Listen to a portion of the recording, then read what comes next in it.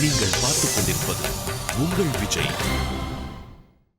கொஞ்ச நாளாவே நீங்க பாத்தீங்கன்னா ஸ்ரீ ஜெயந்தி, வைகுண்ட ஏகாதசி இதெல்லாம் ரெண்டு வருது. இது ஏன் சுவாமி இதுல கூட உங்களுக்குள்ள ஒத்துமை கிடையாதா? ஒரு நாள் ஸ்ரீ ஜெயந்தி இவா கொண்டாடுறா, ஒரு நாள் அவா கொண்டாடுறா, இப்படி மாத்தி கொண்டாடணும்னா பெருமாளுக்கு 2 நாள் பட்சணம் சாப்பிடணும்னு ஆசையா இருந்தா 2 நாள் தான் கொண்டிருப்பார். இது உங்களுக்கு வேணும் எங்களுக்கு வேணும் நடக்கிறது. அப்போ அவருக்கு 2 நாள் பட்சணம் வேணும். அப்போ கொஞ்சம் கலக்கு விட்டாருன்னா இவா ஒரு செய்தி சொல்ல போறா, இன்னொருத்தர் கலக்கு விட்டா அவா ஒரு செய்தி சொல்ல போறா. இதை போல நமக்கே இப்ப 2 நாள் கொண்டாட ஆரம்பிச்சோம். ஆங்கில பிறந்த நாள்னு இப்போ ஒண்ணு கொண்டாடுறா எல்லாரும். அப்புறம் தமிழ் பிறந்த நாள்னு ஒண்ணு கொண்டாடிக்கிறான். ஆங்கில பிறந்த நாள்னா ஞாபகம் வச்சுக்கிறது சொல்லவும் பாருங்க. ஏன்னா தமிழ் பிறந்த நாள்னா அந்தந்த மாசத்துல நட்சத்திரம் எந்த தேதியில வேணா வரலாம். அதனால சட்டுன்னு என்னால ஞாபகம் வச்சுக்க முடியல. பஞ்சாங்கத்தை எடுத்து பார்த்தா தான் என் தமிழ் பிறந்த நாள் என்னன்னு தெரியும். ஓ சரி, இந்த நட்சத்திரத்துல பரணி நட்சத்திரத்துல பிறந்திருக்கார், சித்திர மாசம் பரணி நட்சத்திரத்துல என்ன சித்திர பரணி ஒரு வருஷம் ஒரு தேதியிலன்னா வரும். அதனால அது ஞாபகம் வச்சுக்க முடியல. சாமி இப்படி வேணா வச்சுக்குமா, சித்திர மாசம் பரணி நான் பிறந்த அன்னைக்கு ஆங்கில தேதி என்னன்னு பாரும், பேசாத அந்த தேதியில சக்கர பொங்கல் பண்ணிட்டு போங்க. இதுதான் சுலபமா ஞாபகம் இருக்கும்னா உள்ளூர வைதிகாலா நமக்கு ரொம்ப தெரிஞ்சவர்களா ஆன்மீகவாதிகளா இருந்தா அவளுக்கெல்லாம் தமிழ் பிறந்த நாள் அன்னைக்கு சகபம் கொடுத்துருவோம். எல்லாம் தெரியல, பள்ளிக்கூடத்துல நட்பு, கல்லூரியில நட்பு, வெளியே வேலை பார்க்குற இடத்துல நட்பு, அவளுக்கு சித்திர தெரிய போறதா பரணி தெரிய போறதா வேண்டா சாமி, அவளுக்கு ஆங்கில தேதியில கொடுத்து அனுப்பிச்சோம்னா சரியா போடும். இப்படி 2ஆ நம்மளே மாத்தி கொண்டாட ஆரம்பிச்சிட்டோம். இனிமே நீங்க ஒண்ணு செய்யுங்க, உடல் பிறந்த நாள் என்னைக்கு, நான்கிற ஆத்மா பிறந்த நாள் என்னைக்கு என்று தேடி பார்த்தாலும் 2ஆம் பிறந்த நாள் கிடைக்கவே கிடைக்காது. உடல் பிறந்த நாள் தான் கிடைக்குமே தவிர ஆத்மா பிறந்த நாள் ஒண்ணு இல்லை.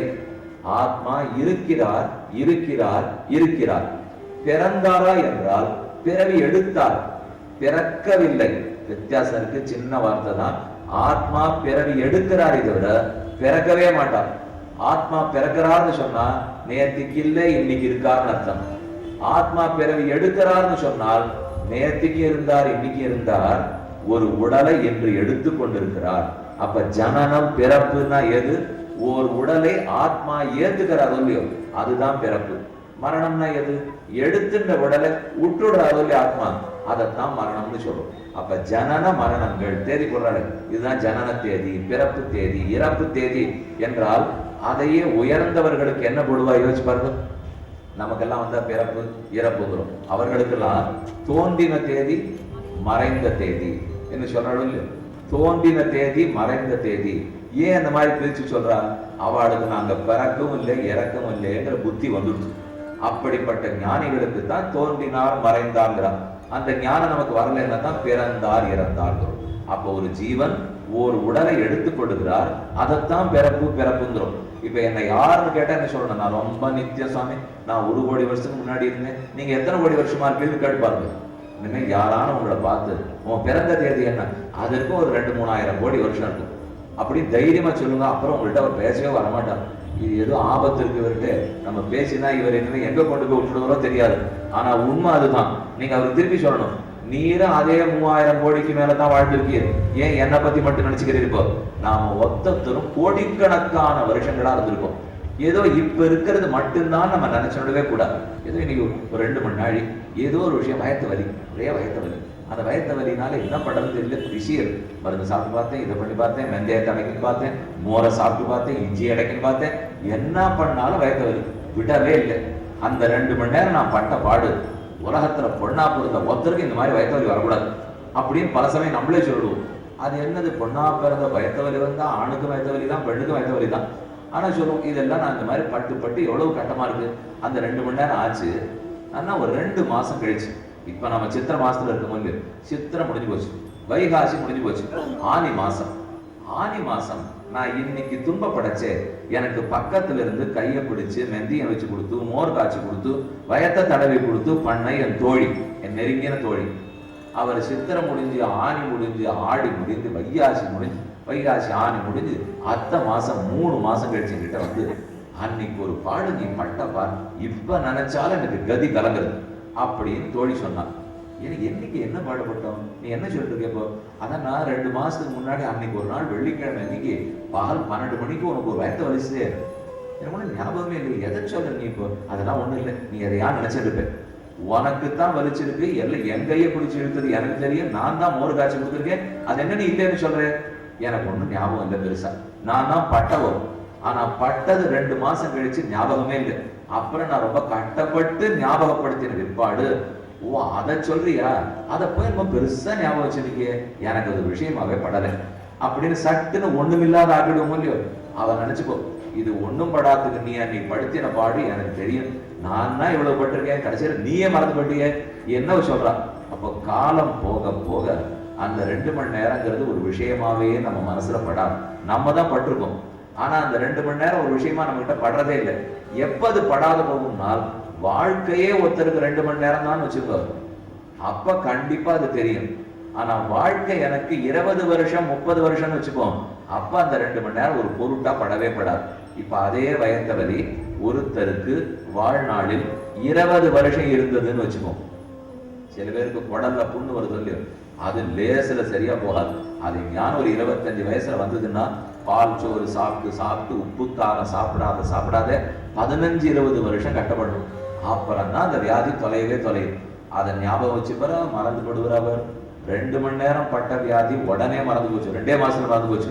ஆனா 20 வருஷம் ஒருத்தர் வியாதியில பட்டிருந்தால், அதற்கு அப்புறம் எப்ப கேட்டாலும் என் வாழ்நாளே வியாதி சாமி, வாழ்க்கையில வியாதி இருக்கலாம் கேள்விப்பட்டிருக்கோம், ஆனா வாழ்க்கையே வியாதியா இருக்கிறத நான் தான் பார்த்திருக்கேன், அவ்வளவு தூரம் பட்டிருக்கேன்னு சொல்லணும் இல்லையோ. அப்போ காலம் ரொம்ப முக்கியமா இருக்கு. குறுகிய காலத்துக்கு ஒன்ன சிந்தித்தால் அது ஒண்ணுமே இல்லைன்னு தோணிவிடும். ஆனா அதுவே நெடிய காலம், அதுதான் காலம் நினைச்சிட்டோம்னால் அப்ப கஷ்டம் பெருசா படுறது. நாம ஒரு நாளைக்கு எனக்கு சம்பளம் 500 ரூபான்னு வச்சு, எனக்கு நான் சம்பாதிக்கிறது ஒரு நாளைக்கு 500 ரூபாய் அப்படி இருந்துருச்சு. என்கிட்ட ஒரு 50 ரூபாய் காசு ரூபா வச்சிருந்தேன். அந்த 50 ரூபாய் கீழே விழுந்துச்சு. தேடினேன் எப்படியாவது கண்டுபிடிச்சு. ஏன்னா 500ல 50 ரூபாயாச்சே, 50 ரூபா போனா அன்னைக்கு ஒரு வேளை சாப்பாடு கட்டமாச்சே, ரொம்ப தேடுவேன். அதே எனக்கு ஒரு நாள் சம்பளம், ஒரு நாள் சம்பாத்தியம் 5000 ரூபான்னு வச்சு. ஒரே ஆழ்மூத்தர் 5000 ரூபாய் சம்பாதிக்கிறார். அவர் 50 ரூபாய் 2 நிமிஷம் தேடுவார், கிடைச்சா சரி, இல்லைன்னா இல்லை. அப்ப 100 ரூபாய் தொழிலாளி 50 ரூபாயை அவ்வளவு நேரம் தேடுறார். ஆனா 5000 ரூபாய் தொழிலாளி 50 ரூபாயை 5 நிமிஷம் தான் தேடுவார், அப்புறம் தேட மாட்டார். ஏன்னால் எது என்கிட்ட இருக்கோ அதோடு ஒப்பிட்டு பார்க்கச்சே இது ரொம்ப சின்ன விஷயம் பாருங்க. என்கிட்ட நிறைய இருக்கு, அதோட ஒப்பிட்டு பார்க்கச்சே சின்னது, போனா போடுதுன்னு விட்டுருவேன். என்கிட்ட இருக்கிறதே அவ்வளவுதான் அப்படின்னு அதை திருப்ப ரொம்ப நேரம் தேட வேண்டியா. இப்ப நாம புரிஞ்சுக்க வேண்டியது என்ன, நமக்கு வயசு 80 தான் 90 தான் அப்படின்னு சின்னதா நினைச்சிருந்தால் நமக்கு இருக்கிற கட்டம்லாம் ரொம்ப பெருசா தெரியப்படும். ஏன்னா 80 வருஷத்துல 20 வருஷம் வியாதியாச்சே. இப்ப கொஞ்சம் அதை திருப்பி யோசிச்சு பாருங்க. நானா ஒரு 3000 கோடி வருஷமா இருந்துருக்கேன், நான் இன்னும் 2000 கோடி வருஷம் இருக்க போறேன் அப்படின்னு ஒரு நிமிஷம் சொல்லிட்டு 10 வருஷத்துக்கு வயத்த வரை யோசிச்சு பாருங்க. அது ஒரு விஷயமா படவே படாது இல்லையோ. ஏன்னா நான் தான் 3000 வருஷங்கள் இருந்திருக்கேன், 3000 கோடி பிறவிகள் எடுத்திருக்கேன், கோடிக்கணக்கான பிறவிக்குள்ள இது என்ன பெரிய சமாச்சாரம். இப்ப இது ஒண்ணு நினைக்கக்கூடியதே இல்லையே. ஆனா நமக்கு ஏன் சின்னது பெருசா படுறதுனால், நம்ம வாழ்க்கை ரொம்ப சின்னது, 80 வயசு தான் வாழ போறோம், அதுல இருக்கிறதுக்குள்ள நன்னா வாழ்ந்து போகணும்னு நினைக்கிறோம். நாம் ஒண்ணும் வெறும் 80 வயசு வாழறவா இல்லை. இந்த உடலுக்கு வயது 80.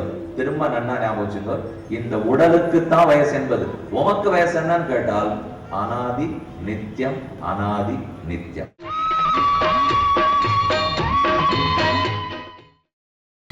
நீங்கள் பார்த்துக் கொண்டிருப்பது உங்கள் விஜய். இந்த உடலுக்கு தான் வயசு 80. உமக்கு வயசு என்னன்னு கேட்டால் அனாதி நித்தியம், அனாதி நித்தியம். அதுக்கு துவக்கமே கிடையாது, எப்போதும் இருக்கும், முதலும் கிடையாது, முடிவும் கிடையாது. அதுதான் நான். நான்கிறது யாருன்னு கேட்டால் இது நான் மட்டும் இல்லை, எல்லாரும் என்ன பார்க்காதீங்க, உட்கார்ந்து இருக்கிற ஒத்தத்தையும் சொல்லிட்டு இருக்கேன். இப்போ அவரவர்கள் நீங்க எழுந்து சொல்லிக்கலாம், எனக்கு துவக்கமும் கிடையாது, முடிவும் கிடையாது, எனக்கு மாறுதலே கிடையாது, ஆனந்தம் ஆனந்தம் ஆனந்தம், அதுதான் நான். அதெல்லாம் நிறைய படுறோமே, நிறுவனமும் ஆனந்தம் ஆனந்தம் படுறதெல்லாம் உடல். ஒரு நாள் ஆத்மா படவே படாது. நான்கிற ஜீவாத்மா உடலை காட்டிலும் வேறுபட்டவர், பல பிறவிகள் எடுத்துக்கொண்டிருக்கிறார், எத்தனையோ நல்லது பண்ணிருக்கார், எத்தனையோ தீமை பண்ணிருக்கார். ஆனா அவருக்கு தொடக்கமும் கிடையாது, முடிவும் கிடையாது. நித்தியர் நித்தியர் நித்தியர், எப்போதும் நித்தியமா இருக்க போறார். வரதராஜ பெருமாளுக்கு என்ன சுவாமி பிறந்த நாள் இந்த மாதிரி எல்லாம் கேட்கிறேன். கடவுளை போய் பிறந்த நாள்லாம் கேட்கலாமா? இது போனா போறது கண்ணனா பிறந்தார் ஆவணி ரோகிணி, ராமனா பிறந்தார் சித்திர புனர்வசு, இப்படி வேணா சொல்லிக்கலாமே தவிர கடவுளுக்கு என்ன பிறந்த நாளா கொண்டாட முடியும்? அவருக்கு எப்படி பிறந்த நாள் கிடையாதோ அதே போல ஓரொரு ஆத்மாவுக்கும் பிறந்த நாள் கிடையாது. இங்க உட்கார்ந்து இருக்கிற அத்தனை பேருக்கும் பிறந்தநாள் கிடையாது. இதை நான் இன்னும் கொஞ்ச நேரம் வேகமா சொன்னேன், இனிப்பு பண்ண விற்கிற கடைக்காரெல்லாம் எங்கிட்ட கோச்சுன்னு வந்துருவாங்க. அவ பிறந்த நாள் அன்னைக்கு எங்ககிட்ட வாங்கிட்டு போய் படிப்படியா எல்லாருக்கும் கொடுத்துட்டு இருக்கா. நீர் வந்து அதை கொடுத்துட்டு போடுவீர் கேப்போ வாண்டே வேண்டா, நீங்க நித்தியமே வாங்கி கொடுங்க, நான் வேண்டாம்னு சொல்லல. ஆனா பிறந்த நாள் நான் பிறந்தே இல்லை. நான்கிற ஜீவாத்மா அனாதி, எனக்கு துவக்கமும் கிடையாது முடிவும் கிடையாது. ஆனால் இந்த உடலை எடுத்துக்கொண்ட நாளை கொண்டாடுறேன். அதை நான் கொண்டாடிக்கலாமே தவிர அதுக்கு இந்த உடலை எடுத்த நாள் தான் நானே பிறந்த நாள்னு வச்சுக்கூடாது. நான்கிறவர் அனாதி காலமா இருக்கேன். அதைத்தான் யாமுனாச்சாரியர் நித்யகான்னு சொல்லுகிறார். அடுத்தது வியாபி. நம்ம எல்லாருக்கும் ஒரு ஆசை இல்லை, நம்மளே ஆகாய விமான மாட்டம் பறந்தா நல்லா இருக்குமா? இருக்குமே. இப்ப இங்கே வண்டி எல்லாம் ஏற வேண்டாம், ஒரே கூட்டமா இருக்கு. வெளியே போனா என்ன வண்டி கிடைக்க போறதோ, என் வீட்டுக்கு போய் சேர்ந்து ஆனப்போ தள்ளி இருக்கேன், அங்கேயிருந்து வந்திருக்கேன், திருப்போம், ஒண்ணுமே இல்லை. இங்கிருந்து இப்படி நினைச்ச நிமிஷத்துல கண்ணை மூடிப்போம். நம்ம வீட்டு வாசல்ல நம்ம உதிச்சுடணும் அப்படின்னு நல்லா இருக்கும் இல்லையா? எங்க வீட்டு வாசல்ல கண்ணை மூடிங்க, இங்க உட்காந்துருக்கணும். இங்க கண்ணை மூடிங்க, வீட்டு வாசல்ல உட்காந்துருக்கணும். இதெல்லாம் நடக்காது, ஆகாது போகாது பேசிட்டு இருக்காரு இவர். இங்கேருந்து எழுந்து முட்டி மோதிட்டு செருப்பு காணாந்து தேடி இழுத்து போட்டு போறதுக்குள்ள எங்க பாடு எங்களுக்கு தெரியும். அதை விட்டு நம்ம கண்ணை மூடினா அங்க போறதான், கண்ணை மூடினா இங்கே வரதாங்க இருக்கு. இல்லாததை வெறுமை சொல்லல. இந்த ஜீவனுக்கு அந்த சக்தி நம்ம ஒத்தத்தருக்கும் உண்டு. இந்த உடம்பு முழுக்க அவர் வியாபிச்சிருக்கார். அதைத்தான் வியாபி. வியாபி பிரதிக்ஷேத்திரம். ஓரொரு உடலுக்குள்ளேயும் வெவ்வேறு ஆத்மா இருக்கார். இந்த உடல் முழுக்க வியாபிச்சிருக்கார். ஒரு ஆத்மா இவ்வளவு சின்னவரா இருக்கும். எவ்வளவு சின்னது? அணு. அணுன்னா ஒரு சின்ன நெல் எடுத்துக்கிறேன். அந்த நெல்லினுடைய நுனியை மட்டும் கிள்ளிங்க. கிள்ளிட்டு அந்த நுனி கிள்ளமே அதை ஒரு 100 வெட்டுங்க. அந்த 100ல ஒரு பாகத்தை எடுத்துங்க, மறுபடியும் அது 100 வெட்டுங்க. அதுல ஒன்னு எடுத்துங்க, மறுபடியும் 100 வெட்டுங்க. அதை விட சின்னது ஆத்மா. நான்கிறவர் எவ்வளவு பெரியவரா இருப்பார்? அவர் மகான்வா. மகான்னா என்னவோ கோபுரத்தளவு இல்லை, இவ்வளவுதான். மகான்னு சொல்லப்படுற ஜீவாத்மா இவ்வளவுதான் அவருக்கு அளவே. இவ்வளவு ஸ்வரூபம் அணுமாத்திர ஸ்வரூபம்னு சொல்றோம். அத்தனை சின்னவர். சின்னதா இருக்கிறதுனால ஏதாவது பயனா? சின்ன பெருசா இருந்தா பாக்குறதுக்கு நல்லா இருக்கும். நல்லா அடிகை எல்லாம் போட்டுக்கலாம், வளையெல்லாம் போட்டுக்கலாம், பட்டுப்புடவை எல்லாம் கட்டின்னு வரலாம். நீ சொல்ற ஆத்மாவுக்கு ஒன்றும் புடவையே கட்ட முடியாது போட்டுருக்க, அவருக்கு வேட்டியே உடுத்த முடியாது, ஒண்ணு நகனட்டே போட முடியாதுன்னால் இது எதுக்கு போடணும்? எல்லாம் செலவு. அப்படி செலவழிச்சு நல்ல வேலை கொஞ்சம் குறைஞ்சாப்புல இருக்கேன்னு பார்த்தா விடுகிட அதுவும் கூட ஆரம்பிச்சோம். அதனால குறைஞ்சதுன்னு சந்தோஷப்படுறது கூட வழியை கேட்போம். ஆத்மாவுக்கு தங்கம் விலை கூடித்து குறைஞ்சது, வெள்ளி விலை கூடித்து குறைஞ்சது, அரிசி விலை கூடித்து குறைஞ்சது. எதை பத்தியான அவருக்கு கவலை உண்டோ? உடம்புக்கு தான் இதை பத்தி எல்லாம் கவலை. நான்கிற ஆத்மாவுக்கு இது எதை பத்தியுமே கவலை இல்லை. அப்ப அவர் கவலையே இல்லாத கரு எங்க உட்காந்துருக்காருன்னா இவ்வளவு பெரிய உடம்புக்குள்ளே சின்னதா ஒரு மூலையில உட்காந்துருக்கார். இங்க இருக்க ஹிருதயம். இருதயத்துக்குள்ள சின்ன இடத்துல உட்காந்துருக்கார். வாலாகிர சதபாகஸ்ய சததா கல்பிதஸ்ய. அந்த சின்ன ஆத்மா தான் நான். அப்ப நான் சொல்லணும்னால் நான் ரொம்ப அணு, நுண்ணியவன், மிகச்சிறியவள். இருதய கமலத்துக்குள்ள உட்கார்ந்துருக்கிறவர். அனாதி காலமா இருக்கேன், எனக்கு பிறப்பும் கிடையாது இறப்பும் கிடையாது. ஆனந்தப்படுறதுக்கு தான் நான் இருக்கேன். அந்த ஜீவாத்மா ஏதோ நிறைய இடத்துக்கு பறந்தா நல்லா இருக்குன்னு சொல்லிடுறேன். அவர் ஒரு இடத்துல தானே இருப்பார். கொஞ்சம் நல்லா யோசிச்சு பார்க்க போரு, நீங்களே அந்த முடிவு சொல்ல போயிரு பாருங்க. ஆத்மா ஒரே ஒரு இடத்துல தானே இருக்கார். அப்படின்னா அந்த ஹிருதயத்தை வெட்டினால் அறுவை சிகிச்சை பண்றேனே, இருதய மாத்து சிகிச்சை எல்லாம் பண்றாலும் இப்போ அப்ப அதை வெட்டச்சு ஆத்மா போயிடுமா சுவாமி? அவர் இனிமே அது உள்ள இருக்க மாட்டாரா? அதுவும் மொத்தம் அதுக்கு போற ரத்தத்தையே வேற நிறுத்திவிட்டு மொத்தமா மாற்று பாதையில கொடுத்துட்டு உள்ள இருக்கிற மொத்தத்தையும் சுத்தம் பண்றாரு. அப்ப என்ன அவர் ஆத்மா முடிஞ்சே போடணும், ஒங்கியும் அவர் போறதில்லை. ஏன் அந்த ஹிருதய மாற்று சிகிச்சை பண்றதுக்கு கூட அவர் போறதில்லை. என்னால் ஒரு கத்தியால வெட்டணும்னா கொஞ்சமான பெருசா இருந்தா தானே கத்திக்கு பிடிபடும்.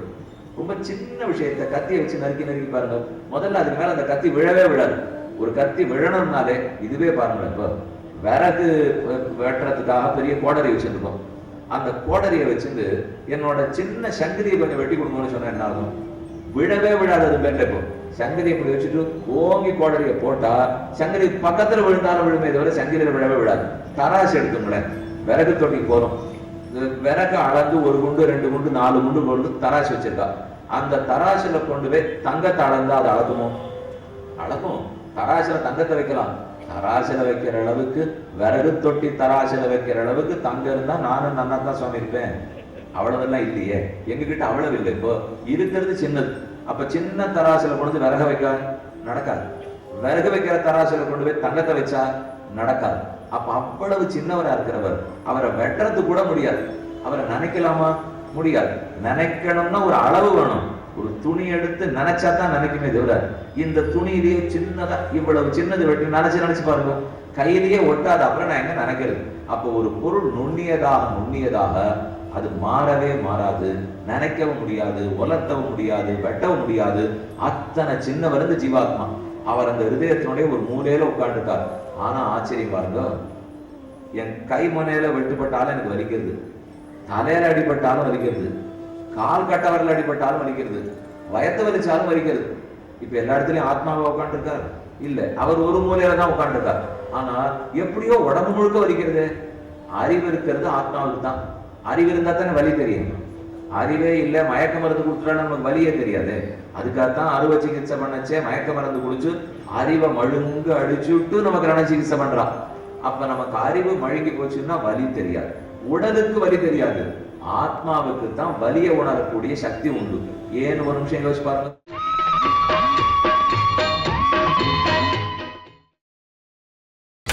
நீங்கள் பார்த்துக் கொண்டிருப்பது உங்கள் விஜய். ஆத்மா புறப்பட்டு போன பிற்பாடு வெறும் உடல் கீழே இருக்கே, அதை என் பிள்ளை வரார் வந்து நல்லா நெருப்பெல்லாம் மூட்டி ஜாமுன்னு வச்சார். வச்ச உடனே திக்கு பத்து எரியுது. மறுநாள் காத்தால போனார், எறும்பெல்லாம் எடுத்துன்னு வந்தார். எடுத்து ஒரு 10 நாள் கழிச்சு என் பிள்ளையை பார்த்து எல்லாரும் கொண்டாடுவார். அப்பாவுக்கு நல்ல வேலை, ரத்தத்துக்காக நான் 10 நாள் காரியம் பண்ணான். நன்னா சொன்னார், இதே அந்த பிள்ளை நான் உயிரோடு இருக்கிறச்சே கொஞ்சம் நெருப்பு கட்டை எடுத்துன்னு வந்தாங்க, என்னாலும் நான் போனப்புறம் வச்சு பண்ணதுக்கு நல்ல கொண்டாட்டம். பிள்ளைன்னு பிறந்ததுக்காக நன்னா பண்ணப்பா, நீ நன்னா இரு, க்ஷேமமா இரு. எல்லாம் வேத விற்பனர்கள்லாம் வந்து அப்பாவை என்னமா எரி ஊட்டினான், நீ நன்னா இரு. அவன் இருக்கச்சே பண்ணணும்னு நினைச்சிருந்தானோ, நல்ல வேலை அதுக்கு வாய்ப்பு கொடுக்கல, போனப்புறம் தான் நடத்துன்னு வச்சுக்கோ. அதே பிள்ளை இருக்கிறச்சே கைய ஓங்கினாலே திட்டுறோம், ஆனா போனப்புறம் நெருப்ப வச்சா நன்னா பண்ணேங்கிறோம். அப்ப அதுக்கு வரியே தெரியல, அதுக்கு எரிஞ்சது புரியல. ஏன்? உள்ள இருந்த ஆத்மா புறப்பு போயிட்டான். அது புறப்பட்டு உயிர் அற்று விழுந்தோங்கிறோம். என்னது அப்படின்னா, இப்ப மூச்சு நின்று போனது மட்டுமா? அப்படி சொல்ல முடியாது. ஏதோ ஒண்ணு உள்ள இருந்திருக்கு, அந்த இருந்தது வெளியே எடுத்துப்போ.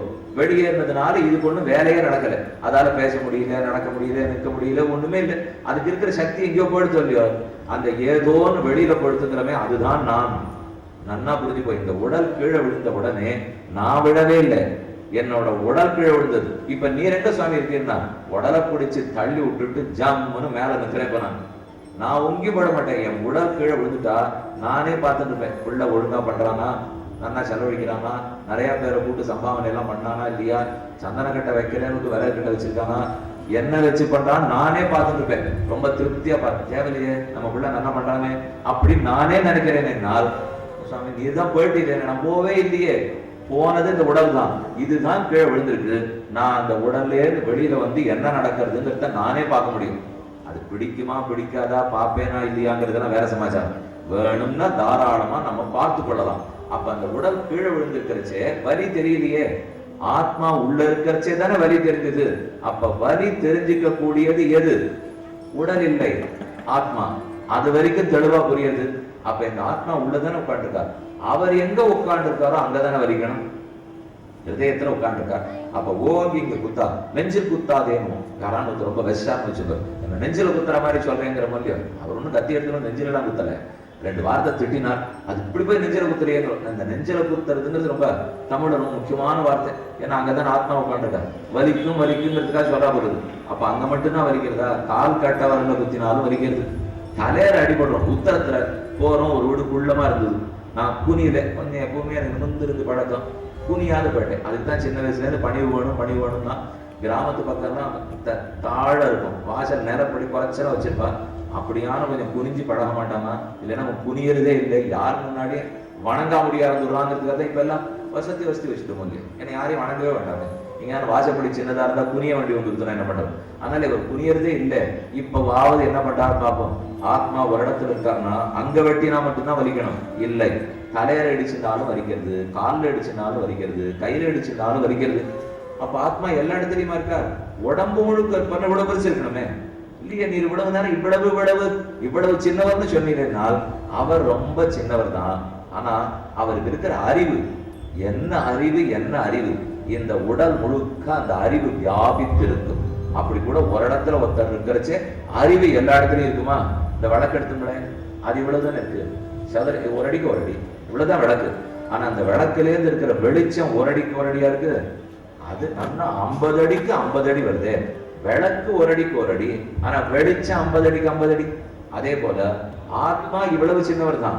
ஆத்மா அவனுடைய அறிவு தான் வெளிச்சம்.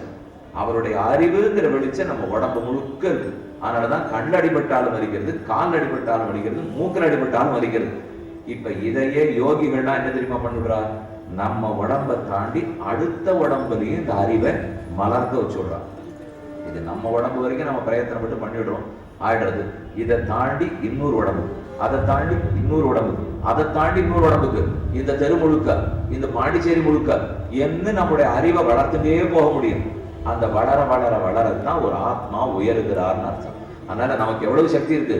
இந்த அறிவு வளர்ந்து படுத்தினால் நம்மளே பறக்கலாம், நாமே ஆடலாம், நாமே இங்கிருந்துட்டே கண்ண மூடினா இன்னொரு இடத்துல இருக்கலாம், நாமே அங்கிருந்துட்டா கண்ண மூடிட்டா இங்க இருக்கலாம். இது இத்தனை நடக்கும். நடக்கும் நாள் அவ்வளவு தூரம் நம்ம போனோம்னு இப்ப சொல்ல வரல. முதல்ல ஆத்மாவுடைய அறிவு எவ்வளவு உயர்ந்ததுன்னு தெரிஞ்சுக்கணும். நன்னா நீங்க புரிஞ்சுக்கணும்னால் வரதராஜ பெருமாள், ஸ்ரீனிவாச பெருமாள், ராமன், கண்ணன், ரங்கநாத பெருமாள், ஸ்ரீரங்கத்தில் இருக்கிறவர், இவா எல்லாருக்கும் எத்தனை அறிவு உண்டு? கொஞ்சம் நீங்களே பதில் சொல்லி பாருங்க. வரதராஜ பெருமாளுக்கு என்ன சுவாமி, என்ன கேள்வி கேட்கிறீர்கள்? அவருக்கு இல்லாத அறிவா? அனைத்தறிவு அவர் தான், சர்வஜன், அனைத்தும் அறிந்தவர். அவர் எப்படி அனைத்தும் அறிந்தவரோ உட்கார்ந்து இருக்கிற நாம ஒத்தொத்தரும் அவரளவு அறிவு இருப்பவர்கள் தான், குறையே இல்லை. ஆனா இந்த ஜீவாத்மாவை அந்த அறிவு மறைச்சுக்கிறது. நாம அனாதி காலமா பண்ணி வச்சிருக்கிற கர்மங்கள், அது பாவமோ புண்ணியமோ, அந்த அறிவை போட்டு மூடிடுறது. மூடினபடியாலதான் ஒண்ணும் தெரியல, ஒண்ணும் தெரியல, ஒண்ணும் தெரியல, தவிக்கிறோம்.